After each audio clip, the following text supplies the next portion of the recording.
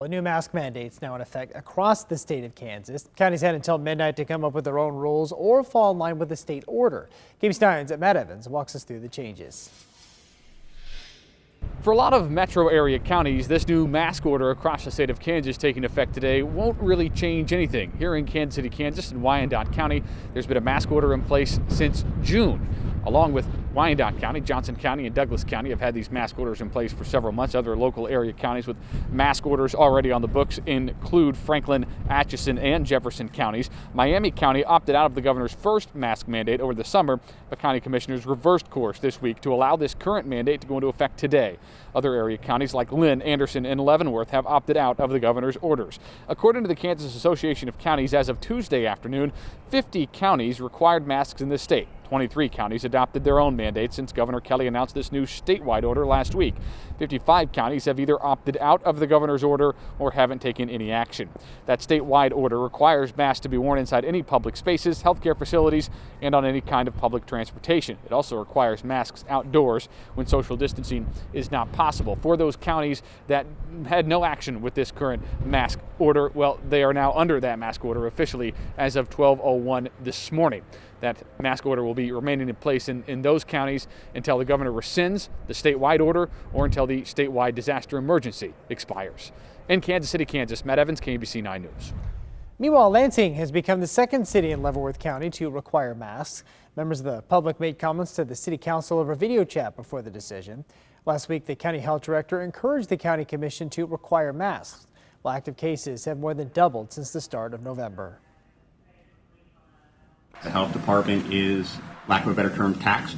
We are overwhelmed with that amount of cases being added in. The new rules in Lansing start after Thanksgiving. They go into effect on Friday. And Kansas will start high school winter sports seasons on time, but the pandemic surge is forcing an adjustment. The main winter sports of high school basketball, wrestling, bowling, and swimming will start as scheduled next month, but teams will take a longer holiday break from December 23rd to January 7th. Competition can resume January 8th. Well, the hope is that this will prevent any holiday virus transmission. If athletics and activities are postponed or canceled, we are giving them more unstructured hours in the day to be around others without requiring or taking safety precautions. Now, the Missouri High School Activities Association hasn't changed winter sports seasons or rules much despite the rise in coronavirus cases. As the push for a vaccine for COVID-19 continues, well, the question is who will be the first to get it? In Kansas City, Missouri, Mayor Quentin Lucas says he is considering potential incentives for city employees once a vaccine becomes available. There may be a prohibition on requirements of people to take the vaccine.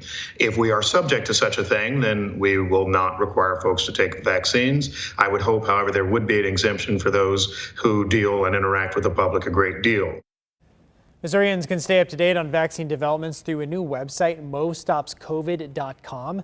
Governor Mike Parson says it'll provide people with information about safety, effectiveness, cost, and availability of a vaccine. Well, funeral services are now set for 2 Kansas City, Missouri firefighters who died over the weekend from COVID-19 complications. Visitation for Captain Bobby Rocha will take place from 1 to 3 Sunday at the McGilly Funeral Home off on Northeast Vivian Road. His funeral will be held on Monday morning. Services will be private, but it will be live streamed on the funeral home's Facebook page. Visitation for communications specialist and paramedic Scott Davidson is Friday from 4 to 7 in Wichita. His funeral takes place Saturday morning, also in Wichita. And new at noon, Governor Parson has ordered that all U.S. and Missouri flags be flown at half staff at every fire station in Missouri, the Firefighters Memorial in Kingdom City, and all government buildings in Cass, Clay, Jackson, and Platte counties on Monday in honor of KCFD Captain Bobby Rocha on the day Captain Rocha is laid to rest. In a statement, Parson said throughout his 29-year career with the Kansas City Fire Department, Captain Robert Rocha lived by the highest ideals of the fire service, the safety of others, professionalism, teamwork, and sacrifice. We will never forget Captain Rocha's faithful, noble service. And our hearts go out to his family and the whole KCFD family as well. Well, popular and award-winning restaurant, by the way, in Westport is closing. Blue Stem will serve guests for the last time on December 19th. Well, owners say that the lease is up and they want to spend more time with their family, as well as at their other restaurants, Rye on the Plaza and Rye in Leawood. And the Kansas City, Missouri Health Department offers a weekly coronavirus testing, but because of rising demand, appointments are booked quickly. Health experts suggest that you should check out these other locations, the Ball's Price Chopper on Berry Road, as well as the Hy-Vee pharmacies on St. Clair Avenue and Inglewood Road.